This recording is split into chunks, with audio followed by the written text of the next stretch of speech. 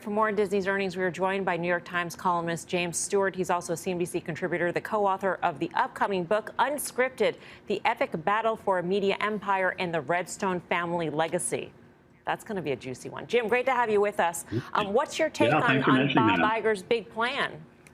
Well, my take is he really has his work cut out for him. I mean, he gave a great presentation. This is Iger, the master of shareholder communication. He was terrific at that. I give him all the credit for that. But let's step back here for a second. You look at the last quarter, there's a lot of ammunition for Nelson Peltz in there. You have flat subscriber or no subscriber growth. You have still $1 billion loss in the Disney Plus. You have a sort of alarming decline in cash flow. Now, in fairness to Iger, he hasn't been there long enough to really do much about the spending. But there's a serious conundrum here. How do you cut this spending without losing subscribers? And I still think, analysts, everybody in the street, investors believe streaming is ultimately a scale game. You have to be big. You have to spread those costs over a very large number of subscribers. And if you start cutting spending too much, I don't care how much you rely on the creative teams, you can't just produce hits, and you're going to have trouble with those subscriber numbers.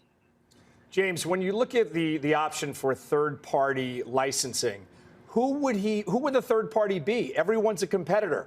So if that's going to be where he's going to turn a revenue or turn a profit or increase something on the bottom line, who are these third-party people that he's going to be licensing? Yeah, I have no idea. I mean, again, who are the big licensors? Well, Netflix is number one. That's off the table.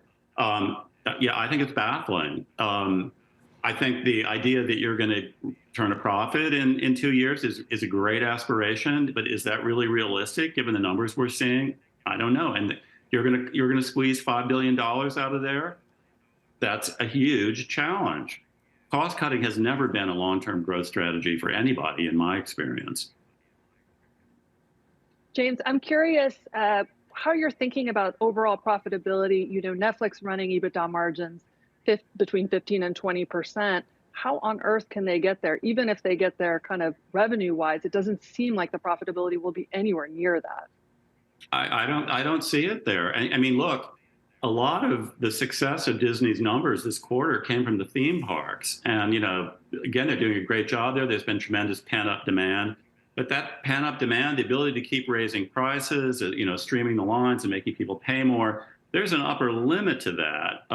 China reopening may help the Chinese parks, but you're not going to have 25% growth at the theme parks for the foreseeable future. So if you start taking growth out of the theme parks, where else do you see it? The linear networks are in decline. Everybody knows that. I mean, maybe the advertising market is coming back, or people think there's going to be a soft landing. I think that accounts for a lot of the run-up. But even that is not a sure thing. But let's give them that. Let's say the advertising does come back. I don't see them getting anywhere near the Netflix numbers. So, Jim, do you think that these problems are too big for Iger to tackle? Is it that Iger doesn't have the talent, or is it the macro, the environment just... it's just too challenging for anybody to try and tackle these issues? Well, I think it's mostly the macro environment. It's the competitive environment, the competitive landscape. Bigger is going to be better in this business, as far as I know. And Disney is hobbled by a balance sheet that has an awful lot of debt. You're not talking about him. The days of Iger being the master M&A acquirer, nobody's talking about that except Nelson Peltz. You don't see, Disney's not going to buy a big competitor, even if they could get away with it on a regulatory standpoint. So again, if this is ultimately a scale business, where is Disney going to get the scale? And I don't think that's an Iger problem, but Iger is very invested, and personally, his legacy rests on streaming. And I'm sure he is going to work really hard. I mean, I think one of the things I both sort of admire him for it, but think, what was he thinking when he came back? He had the best reputation in decades of anyone in business, the media landscape. It was sterling. How can it get any better? His legacy was fantastic, and now he is back trying to defend an assault on his legacy streaming service that's coming from all sides. Jim, all great points. Thank you. It's always great to get your take Jim Stewart of the New York Times. We sort of made that point initially when he came back, Guy, and it was sort of the flip side of it, that Iger must feel really good about conquering these issues if he were to come back, since he already had such a great legacy when he left. Why would he come back? And here we are. It's sort of the flip side of it. It's like, well, you know, why did you come back? You're going to tarnish your reputation at this point. Listen, we all have egos, and at a certain point, you say, you know what? They've run this in the ground. If I come back, I can fix it. I can bring it back to the levels that it were at its zenith, because everybody believes in themselves. That's why successful people are successful, because to a certain extent, they will certain things. But now you're starting to see some of the headwinds that Jim just talked about. By the way, the same headwinds that Tom Rogers talks about as well, and that we've brought up. You know, this is a tough nut to crack in terms of the streaming business and in terms of getting to profitability. I don't see how it gets there.